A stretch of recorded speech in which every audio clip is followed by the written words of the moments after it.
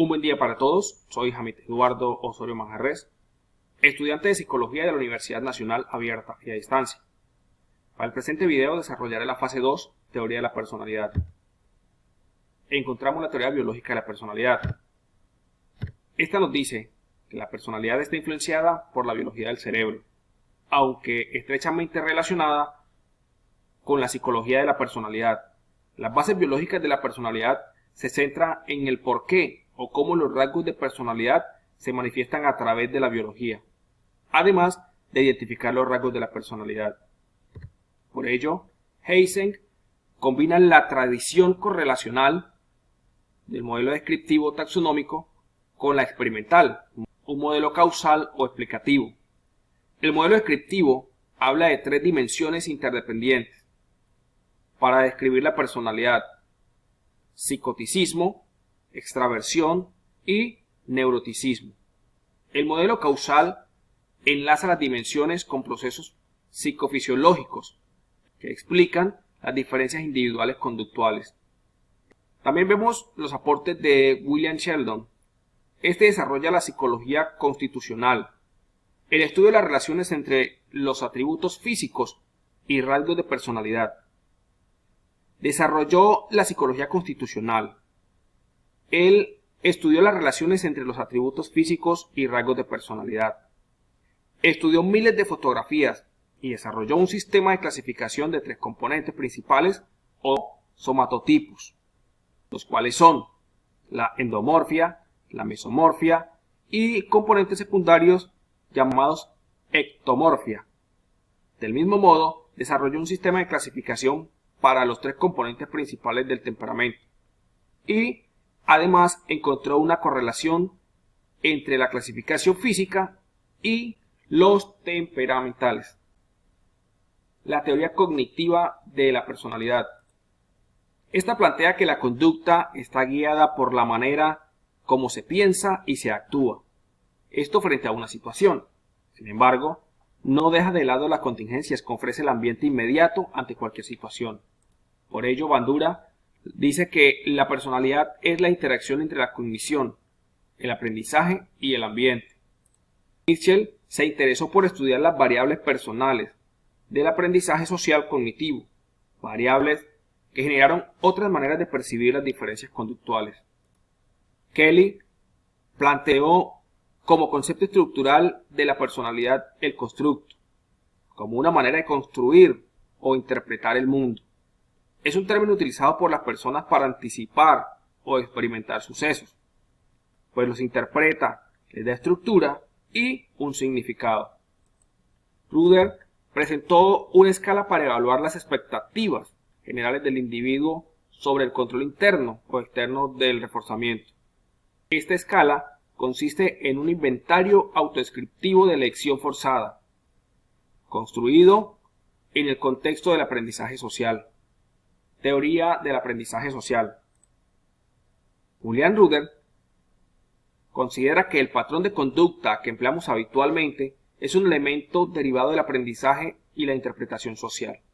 Además, considera al ser humano un elemento activo y utiliza un enfoque cercano al conductismo, el cual nos dice que actuamos en base a la existencia de necesidades y de la visualización y valoración, tanto de estas como de las posibles conductas que hemos aprendido a llevar a cabo. Aunque cercano al interaccionismo, se actúa en una perspectiva situacionista.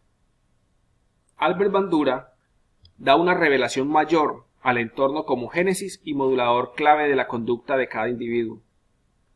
Nos dice que el ambiente causa la conducta, ciertamente, pero la conducta también causa el ambiente. Este concepto bastante innovador fue denominado determinismo recíproco, lo cual significa que la realidad material y el comportamiento individual se causan mutuamente.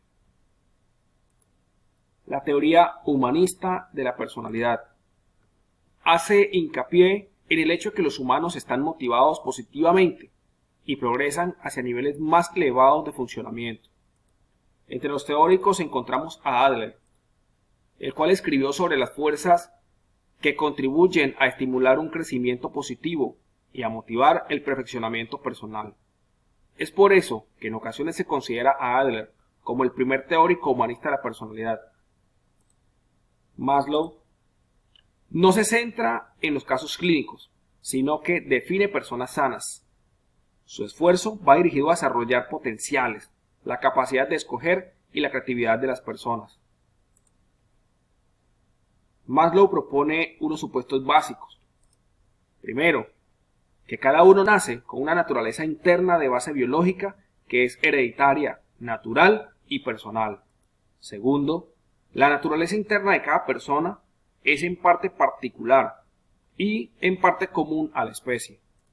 Tercero, es posible estudiar científicamente esta naturaleza y descubrir cómo es.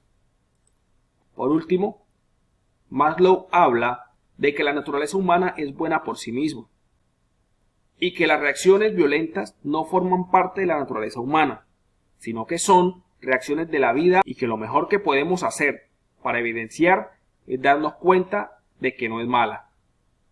Teoría de los rasgos. Encontramos unas características particulares del individuo, tales como el temperamento, la adaptación, la habilidad emocional y los valores, los cuales nos permiten al individuo girar en torno a una característica en particular. Raymond Cattell agrupó los rasgos en 4 formas que se anteponen, las cuales son los rasgos comunes, dice que son propios de todas las personas, los superficiales, que son fáciles de observar, los constitucionales, que dependen de la herencia, y los dinámicos, que motivan a la persona hacia la meta.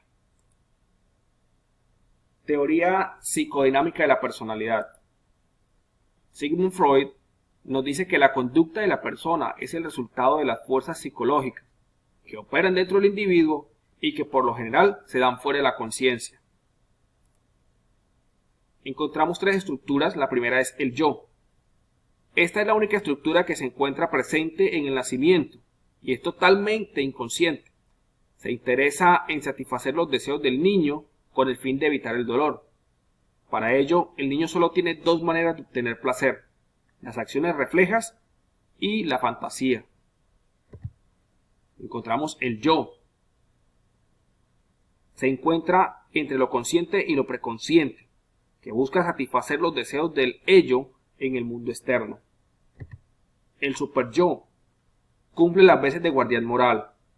Entonces, tiene la función de vigilar al yo para conducirlo hacia las acciones morales socialmente aceptadas.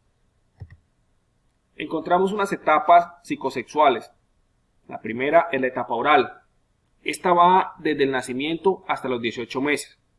En ella, el niño tiene placer a través de succionar el pecho de la madre y masticar los alimentos meses más tarde. Segundo, etapa anal. Esta va desde los 18 meses hasta los 3 años aproximadamente. El placer del niño está concentrado en el ano y lo experimenta a partir de la expulsión y retención de los heces fecales.